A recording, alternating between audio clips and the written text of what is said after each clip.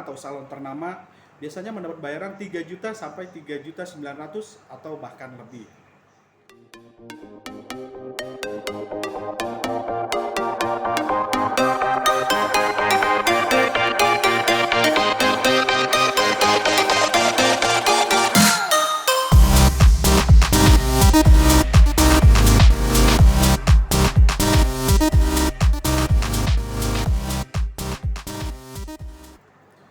Assalamualaikum warahmatullahi wabarakatuh. Halo semuanya, salam jumpa di channel saya Baba Panda.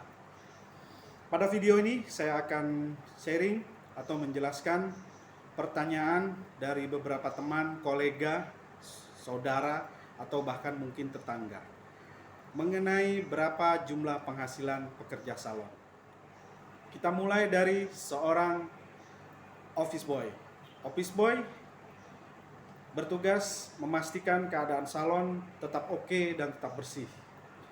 Seorang office boy biasanya mendapat bayaran sesuai dengan UMR di daerah tersebut. Misalnya DKI, Bandung, Jogja, dan itu berbeda-beda.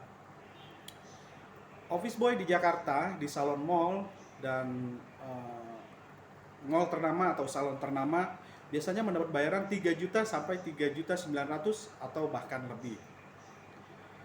Belum termasuk uang makan dan lain-lain. Kemudian meningkat sampo boy. Nah, seorang sampo boy ini biasanya tidak mendapat gaji pokok, tapi dia mendapatkan komisi yang cukup lumayan. Seorang sampo boy biasanya mendapat 3 juta sampai 4 juta atau bahkan lebih, belum termasuk penjualan produk dan lain-lain. Lumayan kan?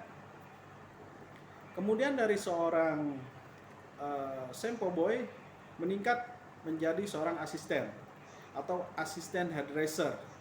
Nah, seorang asisten ini tugasnya cukup krusial ya, artinya cukup berat.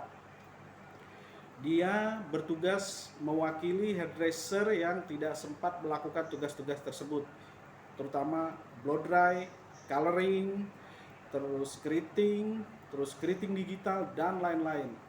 Pokoknya yang bersifat chemical itu rata-rata tugas seorang asisten. Seorang asisten yang mampu melakukan semua tugasnya, artinya mempunyai ilmu yang mumpuni, misalnya dia jago color, jago ngeblow, jago keriting, dia akan mendapat bayaran mulai dari 4 juta sampai 7 juta rupiah, belum termasuk uang tip atau bahkan lebih, belum termasuk uang penjualan produk dan lain-lain. Oke, selanjutnya dari asisten menjadi seorang hairdresser. Nah, dari asisten menuju jenjang hairdresser ini butuh perjuangan yang cukup berat dan panjang. Tidak bisa ditentukan dalam waktu 1 tahun, 2 tahun, 5 tahun, atau bisa lebih. Karena untuk menjadi seorang hairdresser harus menguasai semua pekerjaan yang ada di salon.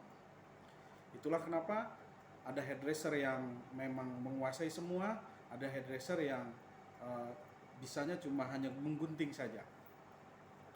Nah, besaran gaji seorang hairdresser ini ditentukan oleh beberapa faktor. Pertama, faktor dia disebut hairdresser junior atau baru menjadi hairdresser, hairdresser menengah, dia di atas junior, lalu hairdresser senior. Nah, seorang hairdresser yang baru pada umumnya kalau tamu atau customernya stabil, biasanya dia akan mendapat komisi atau bayaran sekitar mulai dari 6 juta sampai dengan 12 juta. Lumayan kan?